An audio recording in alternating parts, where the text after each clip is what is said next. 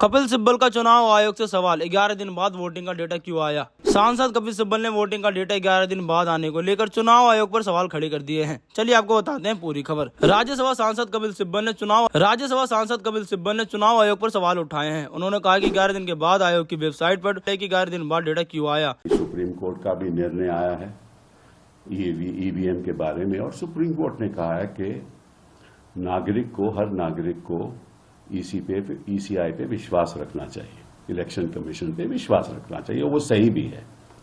लेकिन सवाल ये उठता है कि क्या इलेक्शन कमीशन ऑफ इंडिया या और संस्थाएं विश्वास लायक हैं या नहीं, ये सवाल उठता है।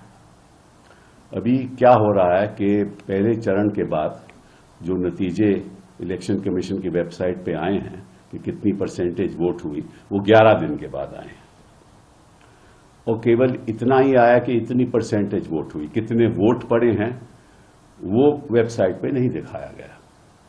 इसका कारण क्या है ये मैं नहीं जानता, और कुछ लोग कहते हैं कि इसमें कोई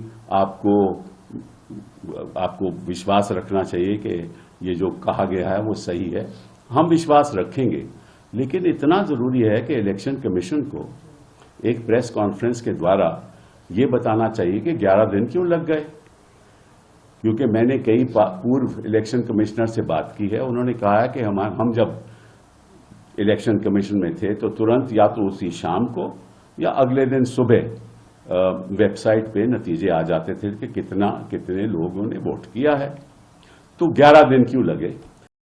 आज के दिन किसी भी संस्था पर जनता को भरोसा नहीं है। कपिल सिब्बल ने कहा कि सुप्रीम कोर्ट की ईवीएम पर निर्णय आया है। कोर्ट ने कहा है कि लोगों को चुनाव आयोग पर भरोसा रखना चाहिए। पहले चरण की वोटिंग के बाद इसका डेटा 11 दिन बाद आया। इसमें बताया गया है कि कितने प्रतिशत वोट पड़े, लेकिन कितने वोट डाले गए ये नहीं बताया गया। इसका कारण मैं नहीं जानता। उन्होंने आगे कहा कि हम चुनाव आयोग पर विश्वास रखेंगे, लेकिन आयोग को प्रेस कॉन्फ्रेंस कर बताना चाहिए कि 11 दिन डेटा जारी करने में क्यों लगे। संदेह पैदा होने पर लोगों का विश्वास कम होता है, ऐसे में जानना जरूरी है। दरअसल लोकसभा चुनाव को लेकर होने वाले 7 चरण में 2 चरण हो चुके हैं। पहले चरण की वोटिंग 19 अप्रैल को, दूसरे चरण के लिए मतदान 26 अप्रैल को हुआ था। वहीं तीसरे चरण के लिए 7 मई, चौथे चरण के लिए 13 मई, पांचवें चरण के लिए 20 मई, छठे चरण के लिए 25 मई और सातवें चरण के लिए 1 जून को वोटिंग होनी है। रिजल्ट 4 जून को आएगा। आपकी इस खबर को लेकर क्या राय है हमें कमेंट बॉक्स में जरूर बताएं, और भी ऐसी तमाम खबरों के लिए चैनल को सब्सक्राइब करें।